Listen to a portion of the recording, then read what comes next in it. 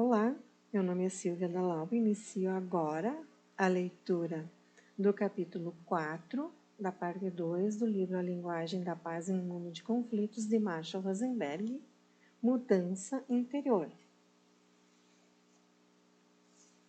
Crescimento via autoeducação. Frase de John Dewey: educação não é uma preparação para a vida, educação é a própria vida. Gostaria de compartilhar como a CNV pode contribuir para gerar mudanças em nós mesmos, nas pessoas cujos comportamentos não estão em harmonia com nossos valores, nas estruturas em que estamos inseridos. Já mencionei que o propósito da CNV é criar uma conexão que permite que o ato de dar ocorra de forma compassiva. Também descrevi a linguagem básica necessária para vivenciá-la dessa forma, a linguagem dos sentimentos, necessidades, pedidos, e como expressá-la de um jeito que seja um presente para os outros, permitindo que enxerguem o que está vivo em nós.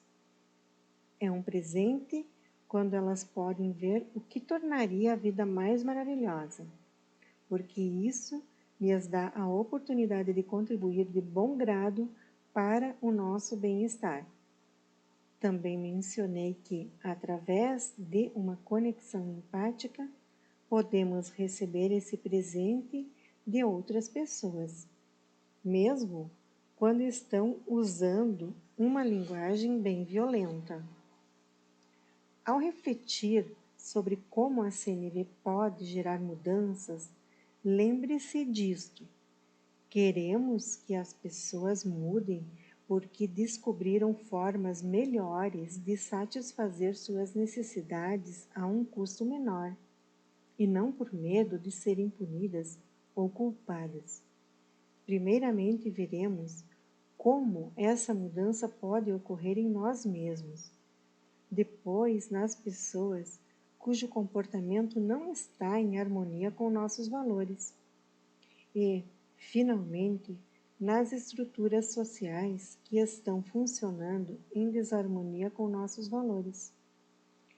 Comecemos com nós mesmos. Pense em um erro que cometeu recentemente, algo que gostaria de não ter feito. Agora pense: como posso me educar quando faço algo que gostaria de não ter feito? Isto é, o que você pensa sobre si no momento em que vem o arrependimento?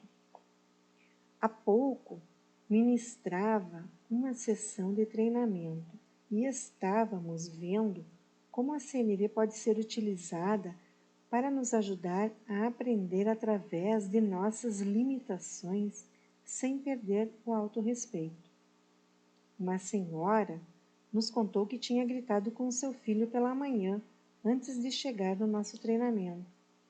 Disse coisas que gostaria de não ter dito e, quando olhou para ele, percebeu quão magoado estava. Perguntei-lhe então: como você se educou naquele momento? O que pensou de si mesma? Pensei: que mãe horrível eu sou. Eu não deveria ter falado assim com meu filho. O que há de errado comigo? Infelizmente é assim que muitas pessoas se educam. Educam-se da mesma forma que nos educaram quando fazíamos coisas que desagradavam as figuras de autoridade. Elas nos culpavam e nos puniam, e nós internalizamos isso. Como resultado, é comum educar-se através da culpa, vergonha e outros tipos de táticas violentas e coercitivas. Sabemos que estamos agindo assim. Como percebemos que estamos nos educando de modo violento? 3 sentimentos sinalizam isso: depressão, culpa e vergonha. Acredito que boa parte do tempo nos sentimos deprimidos não porque estamos doentes ou porque há algo errado conosco, mas porque nos ensinaram a nos educarmos com julgamentos moralistas.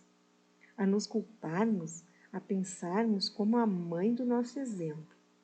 Por ter gritado com seu filho, pensou que havia algo errado com ela, que era uma péssima mãe. A propósito, sempre digo às pessoas que uma boa definição de inferno é ter filhos e achar que existe uma coisa chamada bom pai ou boa mãe. Sentimos-nos deprimidos durante boa parte de nossa vida porque é um trabalho árduo, é um trabalho importante e a miúde fazemos coisas que gostaríamos de não ter feito. Precisamos aprender, mas sem recriminações. O aprendizado que decorre da culpa ou da vergonha é custoso. Já não é possível anular esse aprendizado. Está internalizado. Fomos treinados a nos educar com julgamentos violentos.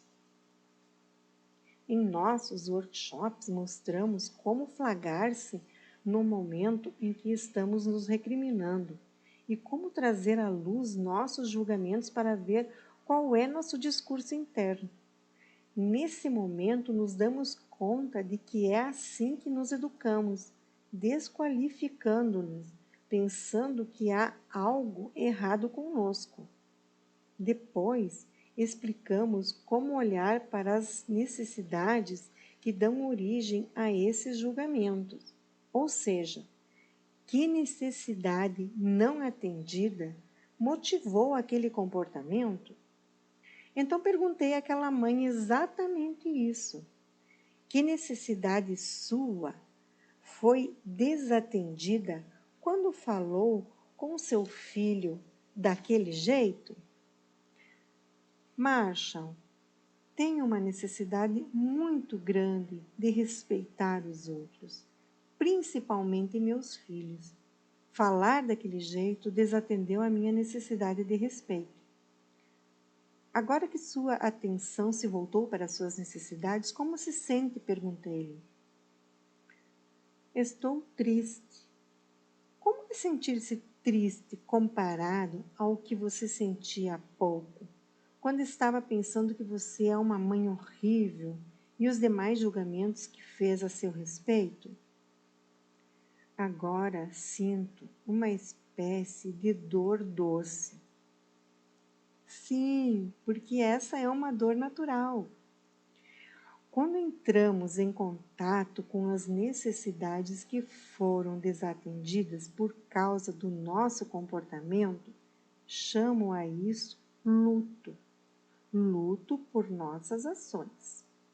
Porém, é um luto sem culpa, sem achar que há algo errado conosco por termos feito o que fizemos.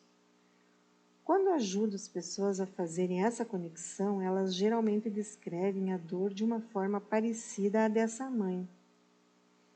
É uma espécie de dor doce quando comparada à depressão, à culpa e à vergonha que sentimos quando nos educamos através de recriminações e julgamento.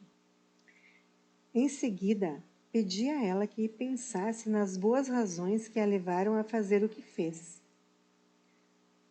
Como? Disse ela. Repeti meu pedido.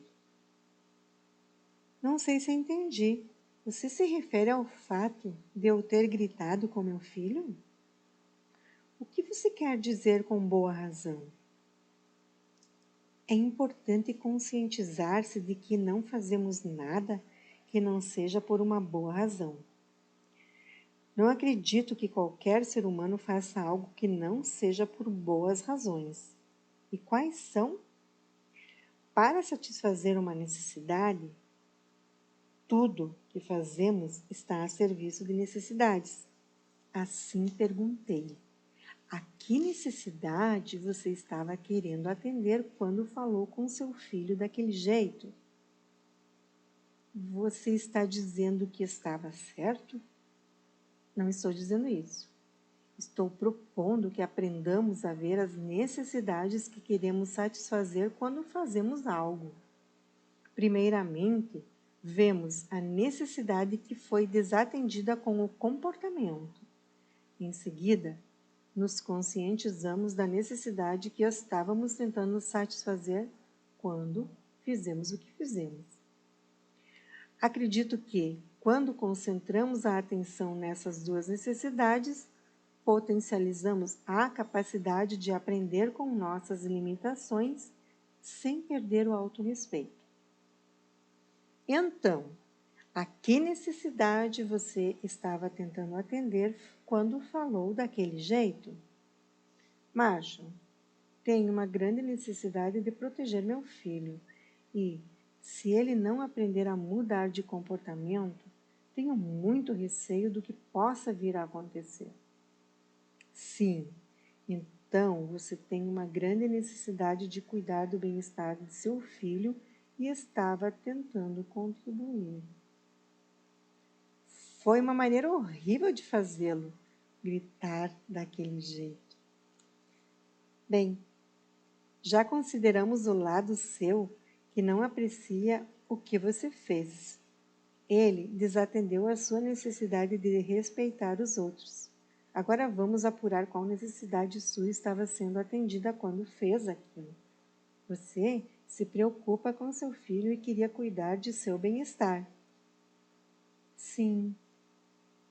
Acho que temos mais chance de aprender a lidar com outras situações no futuro se nos perguntarmos como poderíamos ter atendido as duas necessidades. Agora que identificamos as necessidades, você consegue imaginar como poderia ter se expressado de um modo diferente? Sim, claro que sim. Posso ver que, se eu tivesse me conectado com essas necessidades, teria me expressado de uma forma bem diferente. É assim que ensinamos as pessoas a usarem a CNV consigo mesmas. Quando fazemos algo que nos desagrada, o primeiro passo é processar o luto, oferecendo empatia a nós mesmos pela necessidade que não foi atendida. Fazemos isso ouvindo todos os julgamentos que fomos programados a ter. Dessa forma, podemos fazer bom uso da nossa depressão, culpa e vergonha. Esses sentimentos podem funcionar como um despertador que nos acorda para o fato de que não estamos conectados com a vida. Vida, no sentido de estarmos em contato com nossas necessidades. Estamos em um jogo mental violento de autorrecriminação e autodesqualificação. Se aprendermos a nos conectar empaticamente com as necessidades que não foram atendidas e olharmos para a parte de nós que estava tentando satisfazê-las, ficaremos mais aptos a enxergar o que está vivo em nós mesmos e nos outros, e para fazer o que for necessário a fim de tornar a vida mais maravilhosa.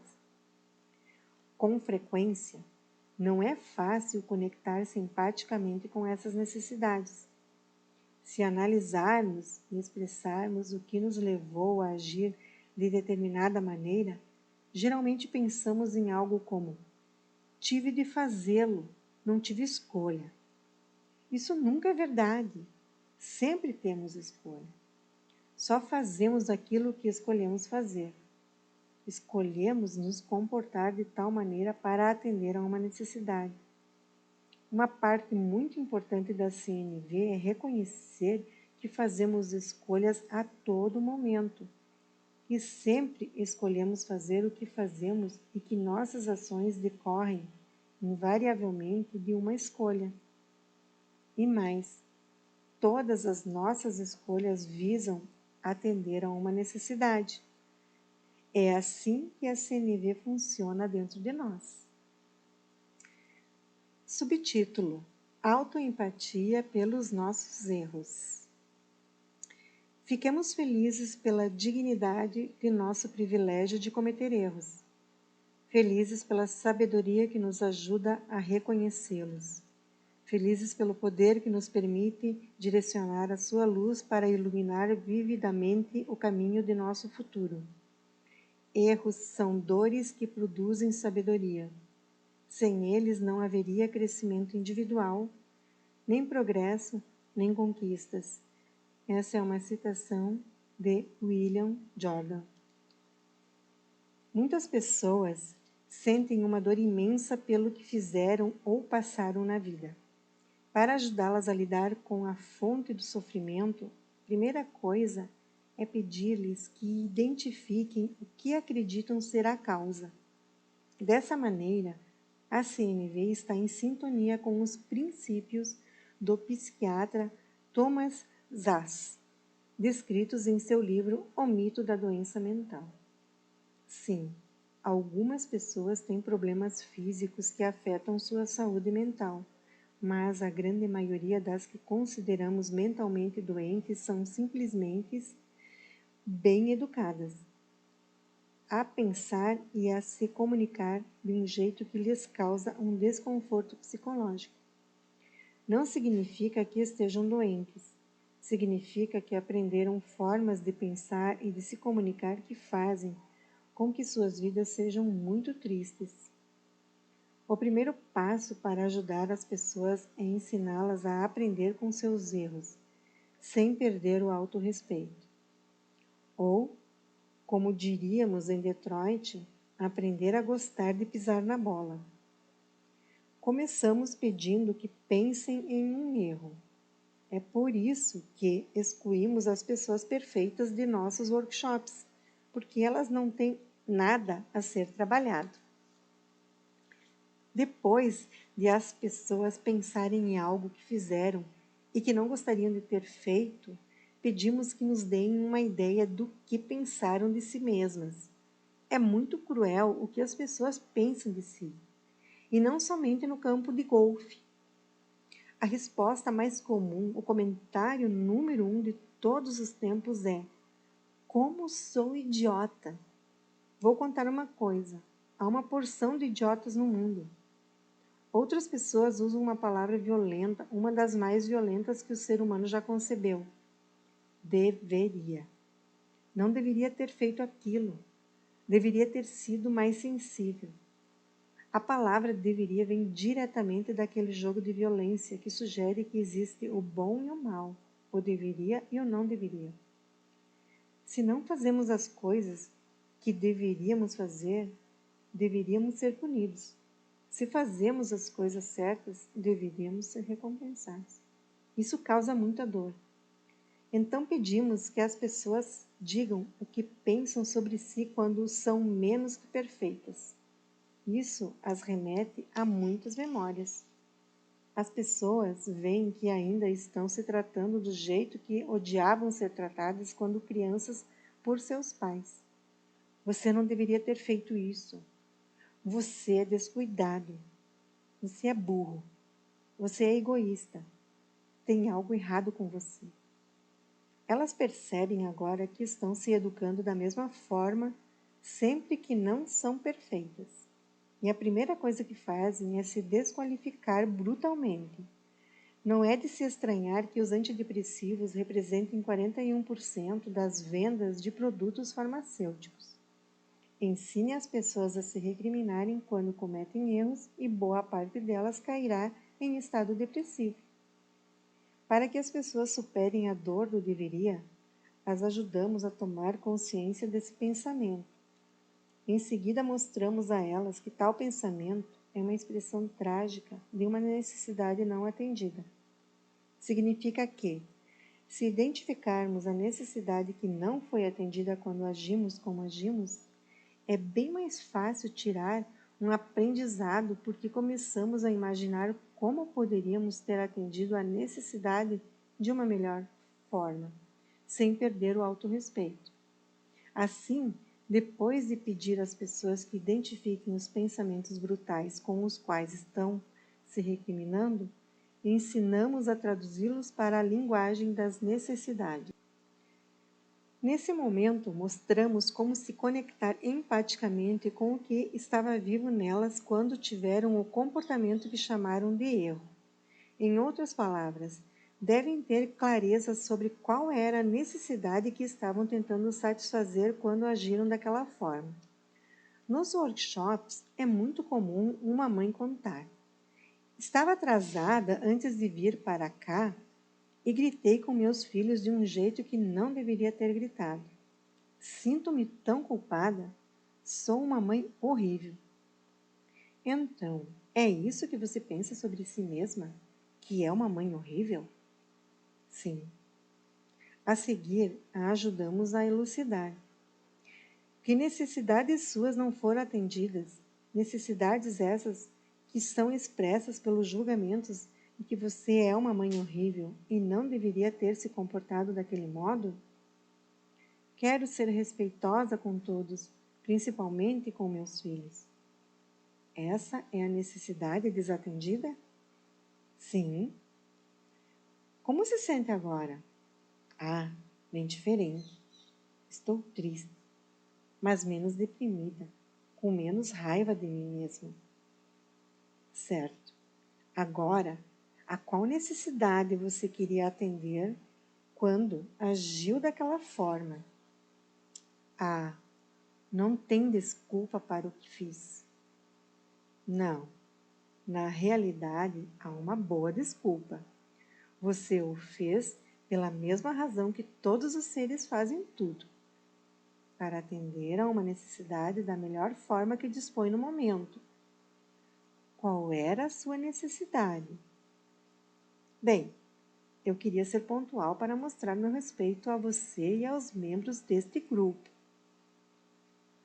Com nossa ajuda, ela percebeu que seu desespero provinha da necessidade de honrar o horário combinado. Quando as pessoas conseguem ter empatia por si mesmas dessa maneira, nas ocasiões em que começam a se criticar, conseguirão traduzir as críticas em necessidades não atendidas. Quando as pessoas praticam a autoempatia, tornam-se mais capazes de aprender com suas limitações, sem perder o autorrespeito, sem sentimento de culpa ou depressão. Na verdade, eu diria que se não conseguirmos oferecer empatia a nós mesmos, fica muito difícil oferecê-la aos outros. Se ainda achamos que há algo errado conosco quando cometemos um erro, como vamos pensar de forma distinta em relação às ações de outras pessoas? Quando oferecemos empatia a nós mesmos e permanecemos efetivamente conectados com a nossa verdade interior de um modo que enriquece a vida, conseguimos ouvir ou sentir quais necessidades estão deixando de ser atendidas com nossas atitudes e, nesse momento, também descobrimos quais necessidades intentávamos atender ao fazer o que acabamos de fazer. Ao focarmos a atenção em nossas necessidades, torna-se mais fácil satisfazê-las sem perder o autorrespeito, e ficamos mais aptos a refrear julgamentos sobre o que os outros dizem ou fazem. A CNV nos ajuda a fazer as pazes com nós mesmos quando há um conflito entre o que fazemos e o que desejaríamos ter feito. Se somos violentos com nós mesmos, como contribuir para a pacificação no mundo? A paz começa dentro de nós. Não estou dizendo que temos de nos livrar de todo o violento aprendizado interior antes de olhar para o mundo exterior, ou que devemos procurar formas de contribuir para mudanças sociais em uma escala mais ampla. Estou dizendo que precisamos fazer tudo isso simultaneamente.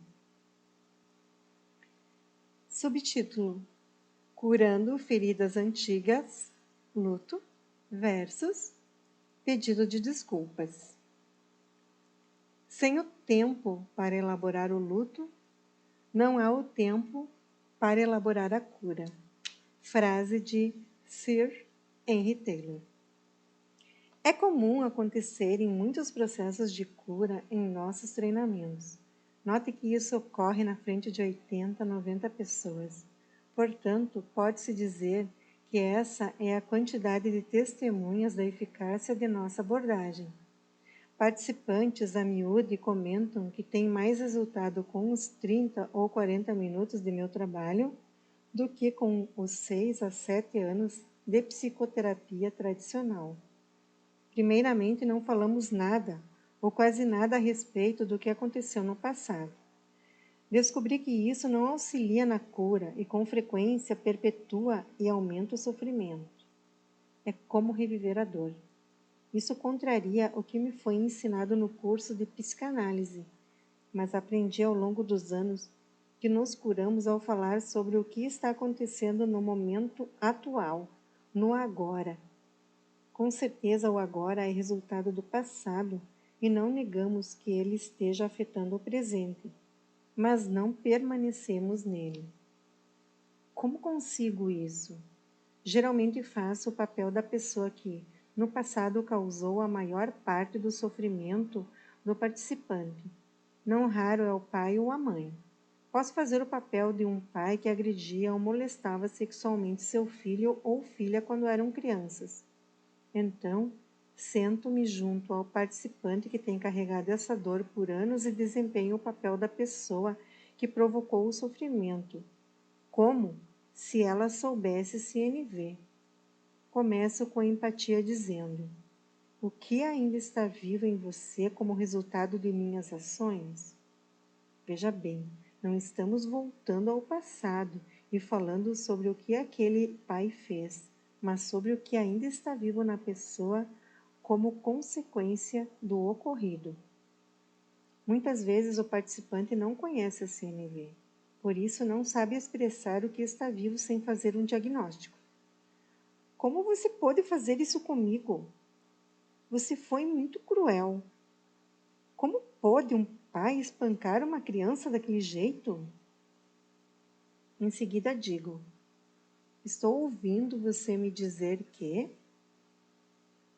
Depois traduzo para a linguagem de sentimentos e necessidades da CNV.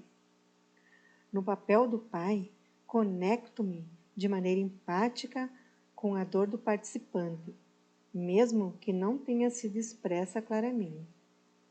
Na CNV sabemos que todos esses diagnósticos são expressões trágicas do que o participante está sentindo e precisando no momento. Então prossigo até que compreenda totalmente o que ainda está vivo, causando-lhe tanta dor. E quando ele alcança esse entendimento, eu processo o luto, ainda no papel do pai. Não o pedido de desculpas, e sim o luto. A CNV nos mostra a grande diferença que existe entre o luto e o pedido de desculpas. O pedido de desculpas faz parte de nossa linguagem violenta. Ele implica que cometemos um erro, que devemos levar a culpa, que devemos nos penitenciar, que somos pessoas horríveis. Assim, quando concordamos que somos horríveis e nos penitenciamos o suficiente, podemos ser perdoados. Pedir desculpas faz parte desse jogo. Se nos odiarmos o bastante, mereceremos ser perdoados. Em contraste, o que é realmente curativo para as pessoas não é esse jogo em que concordamos que somos horríveis, mas aquele em que olhamos para o nosso interior e identificamos qual necessidade nossa não foi atendida mediante aquele comportamento. E quando nos conectamos com isso, sentimos uma espécie diferente de sofrimento. Um sofrimento natural, do tipo que propicia aprendizado e cura, e não raiva de si mesmo ou culpa. Dessa forma, no papel do pai, após oferecer empatia para minha filha, eu processo o luto. Digo algo como: sinto-me imensamente triste ao ver que minha maneira de lidar com o meu sofrimento naquela época causou tanta dor a você. Minha necessidade era exatamente o oposto disso. Era de contribuir para o seu bem-estar. O luto soaria mais ou menos assim. Após o luto, o próximo passo seria o pai explicar à filha o que estava vivo nele quando fez aquelas coisas horríveis no passado. Nesse momento, vamos ao passado. Não para falar sobre o que ocorreu, mas para ajudar a filha a ver o que estava vivo no pai quando agia daquela forma. Em alguns casos, o pai soaria assim: eu estava sofrendo tanto em vários aspectos de minha vida, não ia bem no trabalho, sentia-me um fracassado, que ao ver você e seu irmão gritando, não conhecia outra forma de lidar com meu sofrimento a não ser de maneira brutal. Quando o pai expressa honestamente o que estava vivo nele e a filha consegue sentir empatia e entender isso, o enorme poder curativo que surge é impressionante. Para muitas pessoas, o mais surpreendente é o fato de que tudo isso pode acontecer em uma hora e em uma sala repleta de pessoas. Exercício. Pense em uma pessoa ou evento que ainda lhe traz sofrimento. O que está vivo em você neste momento em relação a essa pessoa ou evento? O que pode ter estado vivo na outra pessoa? Encerramos aqui a leitura do capítulo 4, parte 2, do livro A Linguagem da Paz em um Mundo de Conflitos, a mudança interior. Obrigada por estar comigo até aqui.